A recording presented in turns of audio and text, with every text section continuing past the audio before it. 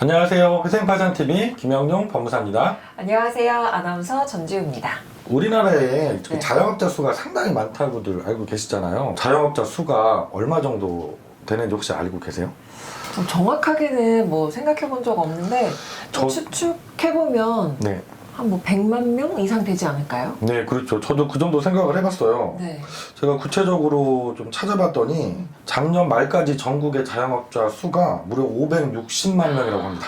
아, 정말요? 네, 우리나라 전체 경제활동 인구 중에서 20%를 차지하고 있을 정도로 엄청 큰 비중을 차지하고 계시더라고요. 근데 제가 네. 최근에 뉴스를 봤는데 이제 경제가 좀 힘들어지면서 네. 이 자영업자분들의 대출이 굉장히 많아져서 음. 좀 힘들다라는 뉴스를 본 적이 있거든요. 코로나 이후에 특히 많이 힘들어지신 것 같고, 자영업자 한 명당 대출의 규모가 3억 3천만 원. 오. 예, 그래서 비자영업자들에 비해서 3.7배가 높은 수준이라고 합니다. 근데 문제는 이 연체율 그리고 자영업자들의 대출 금액이 계속해서 상승하고 있다는 거죠. 그래서 전체 자영업자 대출 연체 위험률이 지난해 상반기에는 1.3%였는데 하반기에는 2.0%로 크게 상승을 했고요. 특히 여러 군데에서 대출을 이렇게 막 받으신 저소득 저신용 자영업자의 연체 위험률은 9.5%에서 14.4%까지 급격하게 상승을 했다고 그래요. 사실 제가 뉴스에서도 봤지만 네. 제 지인분들 중에서도 이 자영업자분들이 굉장히 대출 때문에 힘들어하는 경우가 실제로 되게 많았거든요. 네네네.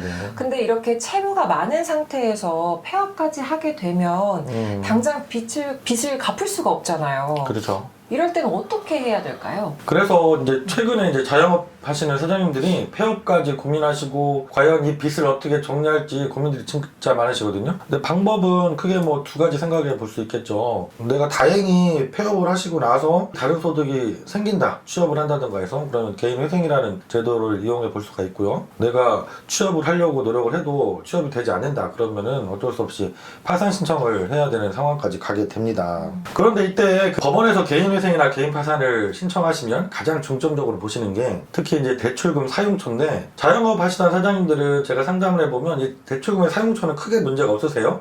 대부분 당연히 사업자금으로 쓰셨기 때문에 이 부분은 문제가 없어서 무난하게 다 통과가 되시는데, 그래도 개인회생이나 파산을 고려하실 때 자영업 하시다가 폐업하시게 되는 사장님들 조심하셔야 되는 부분들이 있거든요. 그래서 오늘은 그 부분에 대해서 말씀을 좀 드려보려고 해요.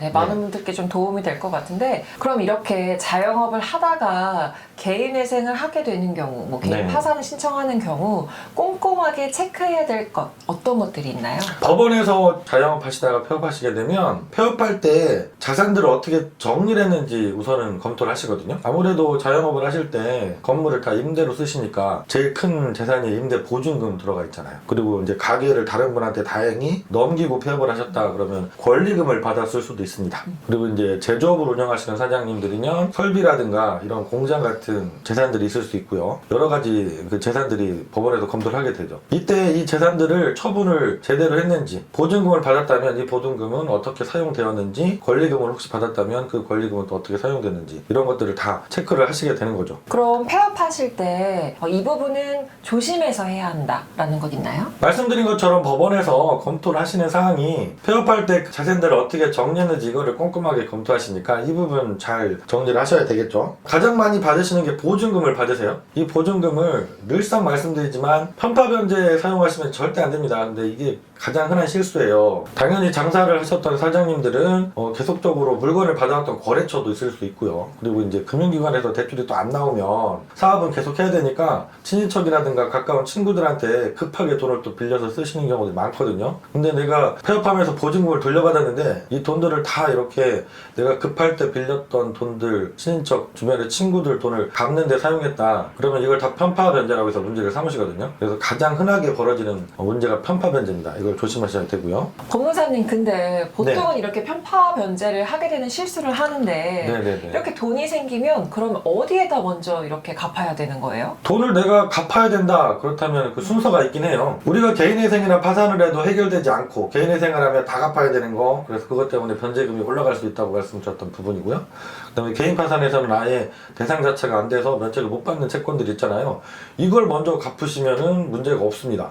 첫 번째가 이제 세금이죠. 이 세금을 갚는 데 사용하시는 거 문제가 없고, 또 직원들 임금이라든가 퇴직금 못 준 거 생길 수 있어요. 네네. 이것도 먼저 주셔도 큰 문제는 없습니다. 제 댓글 중에 내가 우리 아내하고 같이 사업을 하면서 아내가 내 직원으로 등록이 돼서 일을 하고 있었는데 아내 퇴직금을 먼저 줘도 되냐요? 이렇게 질문 주신 분도 있거든요. 안 근데 되나요? 이거는 조금 위험할 수 있습니다. 내가 그냥 일반 직원들 퇴직금 임금 준 것까지는 법원에서 부인권 행위를 검토하실 때 상당성 그 정도는 해도 된다 봐주실 수 있는 부분인데 내 가족 아내 퇴직금을 먼저 지급했다? 이거는 상당성을 받아들여 주시기 어려울 수도 있거든요. 내가 폐업하면서 보증금을 일부 받았다던가 뭐 권리금을 받았을 때 그 돈을 좀 보호받으면서 사용할 수 있는 부분이 한 가지가 더 있는 것이 우리가 사업장 보증금은 개인회생 파산할 때 재산으로 잡혀서 환가가 되거나 변제금이 올라가지만 집의 보증금으로 사용했을 때는 일정 금액은 보호를 받잖아요. 그래서 가계 보증금을 받으셨으면 그 돈을 내가 집에 월세 보증금이 작다 그러면 거기에 보태서 더 쓰시는 거예요. 집까지도 또 경매가 돼서 이사 가야 되는 사정에 처해지는 경우도 많거든요. 네. 이럴 때도 새로 집을 구하면서 임대차 보증금으로 넣게 되면 그 돈은 보호를 받을 수가 있어요. 그래서 꼭 그렇게 사용을 하시면 좋을 것 같습니다. 또 다른 것 조심해야 할 것 있을까요? 특히 개인 파산하실 때 주의할 점이 있어요. 사업을 폐업하실 때 약간 꼼수를 부리시는 분들이 있을 수 있습니다. 내 명의로는 더 이상 대출도 안 나오고 뭐 사업이 어려워요. 빚이 너무 많아져서 이럴 때 내 명의 사업자를 폐업을 하고 가족들 명의의 똑같은 사업자를 만드시는 분들도 가끔 계세요. 이거는 당연히 안 되겠죠. 그래서 이거는 파산 절차 진행할 때 당연히 문제가 됩니다. 왜냐하면 거래처도 동일하고 내가 또 어차피 영업을 다 해요. 그럼 내가 사업을 하는 것과 동일한 거죠. 내 채무만 탕감받기 위해서 사업자 명의만 돌려놓은 거기 때문에 이건 당연히